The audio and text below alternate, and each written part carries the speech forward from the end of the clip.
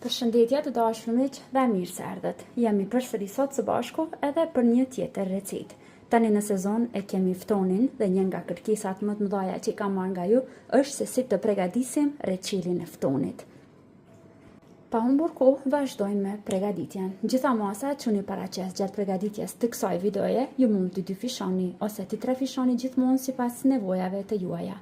Në total, unë këtu kam 3 kg ftoj. Do të vazhdojmë që fillimisht ftojt të pastrojmë një herë nga lëvorat.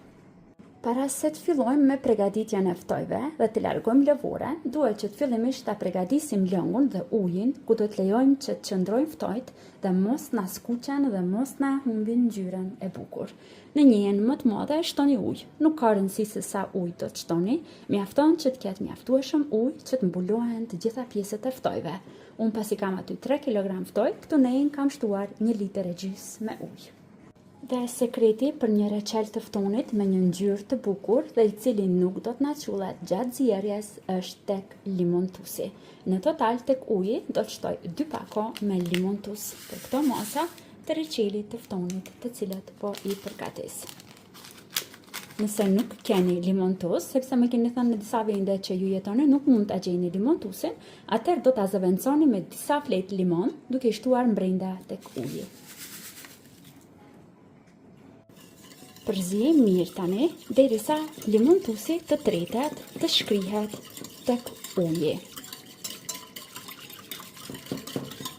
Dhe tani, pasi e kemi bërë ujin gati, vazhdojmë me punën. Fillimisht nga ftojt, me një aparat të tillë do të largojmë pjesën e lëvores. Sa më hollë e largojmë lëvoren, aq më mirë. Duhet punojmë shpejt, që mos na skuqen ftojt dhe të na e ruajnë ngjyrën e bukur.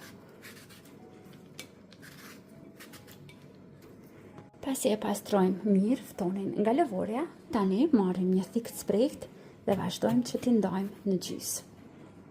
Dhe tani pjesët ku na kanë mbetur pak lëvore dhe këtë pjesën e mesit bashkë me farat e pastrojmë mirë nga ftojt.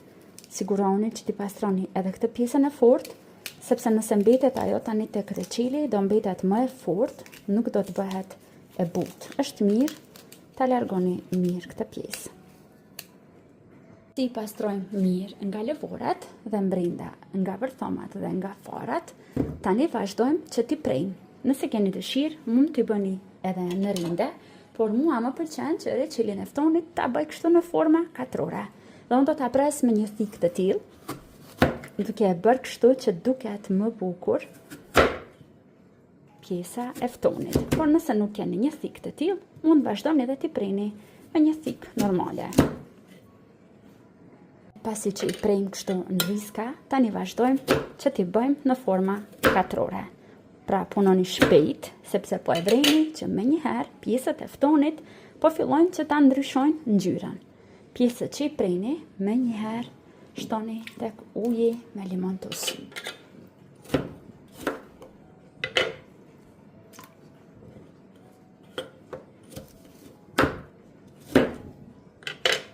Tani që i kemi bërë gati gjitha ftojt, do të vazhdojmë, do t'i pastrojmë nga uji dhe do t'a bëjmë matjen edhe një herë për të ditur sakt se sa kilogram ftoj kemi tani dhe sa sheqer duhet që të shtojmë.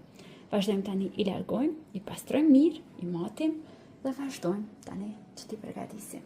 Unë e bëra matjen e ftojve dhe në total të pastruara ftojtemi peshonin 2,5 kg. Masa e sheqerit për reçelin e ftonit është 1:1. Pra sa sheqer do të shtoni, aq ftoj do të shtoni. Pra për 1 kg ftoj do të shtoni 1 kg sheqer. Vazhdojmë tani që në tenxhere të shtojmë 2,5 kg me sheqer.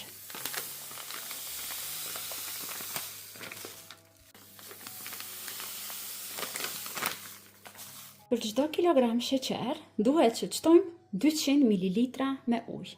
Në 2,5 kg sheqer shtojmë 500 ml me ujë. E përsëri, si në çdo recetë të shërbetit, edhe në këtë shërbet duhet që ta përzijmë mirë një herë, që sheqeri të tretet të uji mos na digjet dhe ta ruajmë ngjyrën e bukur. Përzijem pak kështu një herë, derisa të shohim që sheqeri është tretur me ujin. Dhe tani vazhdojmë njëherë në zjarr të lartë, presim derisa sherbeti fillon dhe të vlan. Sherbeti po fillon të vlan, vazhdojmë tani me njëherë të shtojmë brenda ftojt. Ftojt i kemi pastruar mirë, kemi kulluar ujin e tepërt, i shtojmë tani tek sherbeti. Vazhdojmë tani përzijim, përderisa ftojt i kemi ende të fortë, sigurohemi që të gjithë pjesët e ftojve janë futur brenda tek sherbeti dhe vazhdojmë në zjerje. Tani zjarin do ta mbajmë në mesatare. Do të përzijim her pas here me kujdes, mos t'ja dëmtojmë formën reçelit. Nga momenti që reçeli fillon që të vlan përsëri në këtë mënyrë, më nuk guxojmë që ta përzijim. Vazhdojmë kështu vetëm duke kontrolluar dhe duke larguar shkumën e tepërt nëse e formon, por zakonisht reçeli i ftonit nuk formon shumë shkumë. Vazhdojmë tani në zjarr mesatar që ta zijim diku prafërsisht 20 minuta. Pas 20 minutave do ta bëjmë kontrollin se ana është zier kokra e ftojit. 20 minuta që po zihen reçeli, tani do ta bëjmë testin duke kontrolluar a janë zier kokrat e ftonit.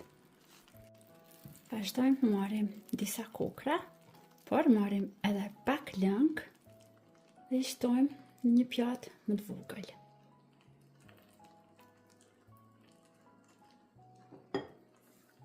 Tani marrim një piron dhe i shpojmë. Nëse e vrejmë që kështu lehtë po shpohen kokrat, do të thotë se reçelin e kemi gati, mund ta largojmë tani nga zjarri. Tani, pasi e ndalojmë zjarrin, lejojmë që reçeli i ftonit të pushojë në sherbet. Sa më gjatë pushon në sherbet, aq më të bukur do ta merr ngjyrën dhe aq më mirë do ta trash lëngun. Unë zakonisht kur përgatis reçela të tilla, lejoj që të pushoj 24 orë në sherbet, duke mos e prekur fare dhe duke mos e mbuluar, sepse nëse e mbuloni sa është vali nxehtë, do të krijohet avull, do të çullen kokrat dhe do të bëhet edhe sherbeti i hollë. Lejojmë tofet tërësisht, pastaj gjatë natës e mbulojmë me kapak dhe lejojmë të ftofet mirë, ta merr atë ngjyrën e bukur dhe pastaj të vazhdojmë që ta shtojmë në kavanoza. Dhe të dashur miq, pas 24 orëve që ka pushuar reçeli në sherbet, është i gatshëm për ta futur tani në kavanoza.